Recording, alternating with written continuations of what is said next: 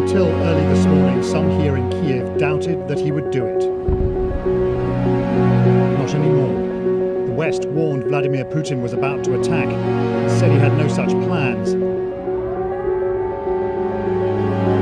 That fiction now utterly exposed.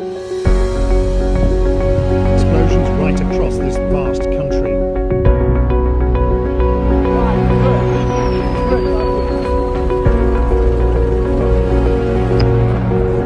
In Ivano-Frankivsk, in the far southwest, a missile struck an airport.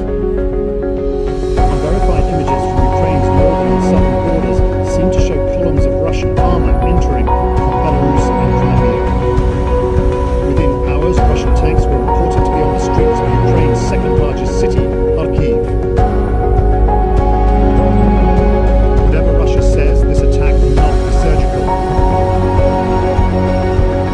To the east of Kharkiv, emergency workers battle to control fires in residential buildings hit by rockets. The number of civilian casualties is rising.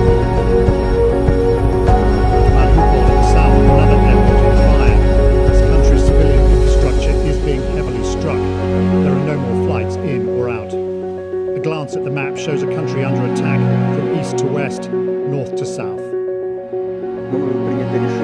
Earlier, a snarling Russian leader said this was all in self-defense and warned Ukrainians to lay down their arms. We will strive for the demilitarization and denazification of Ukraine.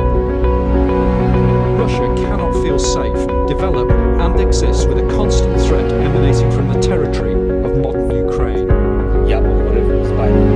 Kiev, Ukraine's embattled president, is now feared for his job. Putin started a war against Ukraine, against the more democratic world. He wants to destroy my country. He wants to destroy our country.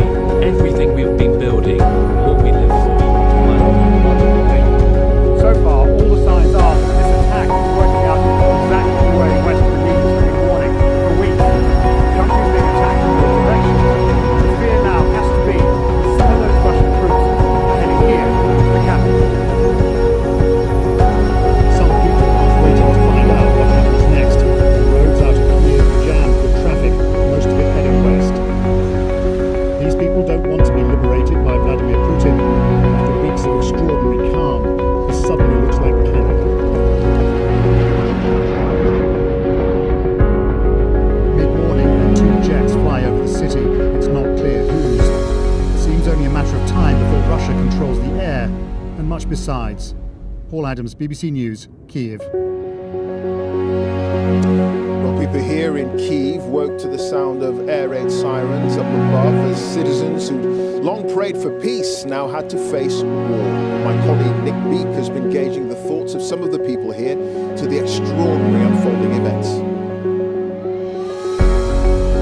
The invasion, the attack that Russia promised would never happen, has now started, and the Ukrainian government is urging people to stay calm, and it's appealing to the international community to stop President Putin now.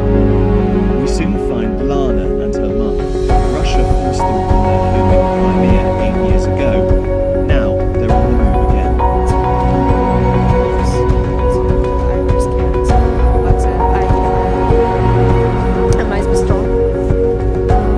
After the overnight attacks from the skies, many are taking refuge underground.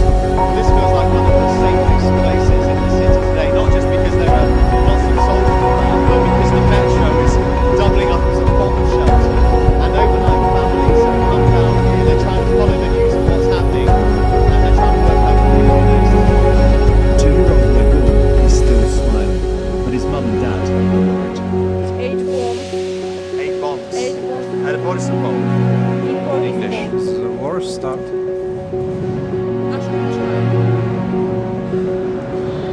Страх за ребенка. I'm very, very scared for my boy. His answers.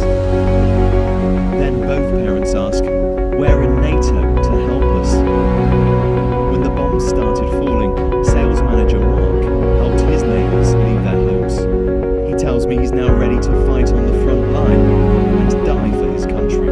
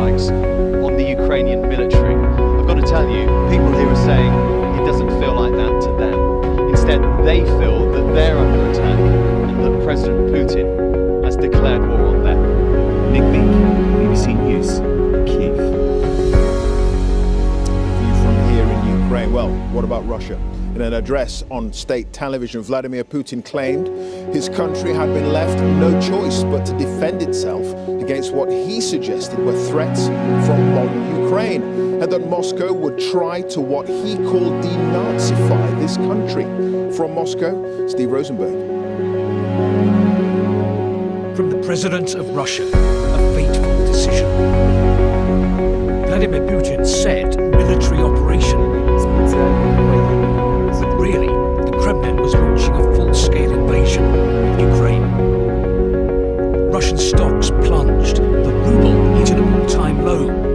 Fears of conflict superseded by the shock of war and what may come next. I think that if Putin is not stopped now in Ukraine, this war would be the beginning of the Third World War. Vladimir Putin comes across now as a leader with almost messianic idea to force Ukraine back into Moscow's orbit, even if that means war. The public might think about that, doesn't come into it. He seems determined to achieve his goal. Ми проти, щоб весь мир знав. In the center of Moscow, we're against the war, she says, and we want the whole world to know that.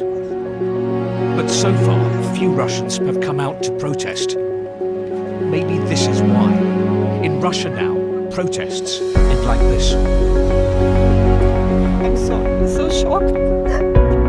I just can't help crying. I think that most of Russians don't support this. It's horrible.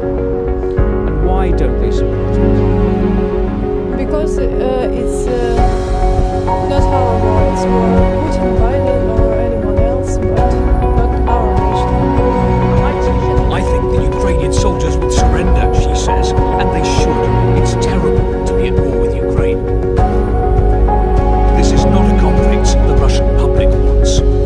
This is the Kremlin's war. Steve Rosenberg, BBC News, Moscow.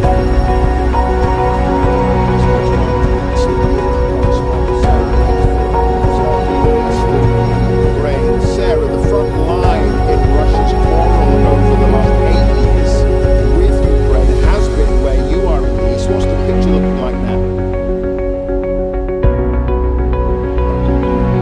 Line could be moving, that if Ukrainian forces have been battling pro-Russian, Russian-backed forces for the past 8 years and kept that line pretty much in place, now those militias are backed by the Russian army.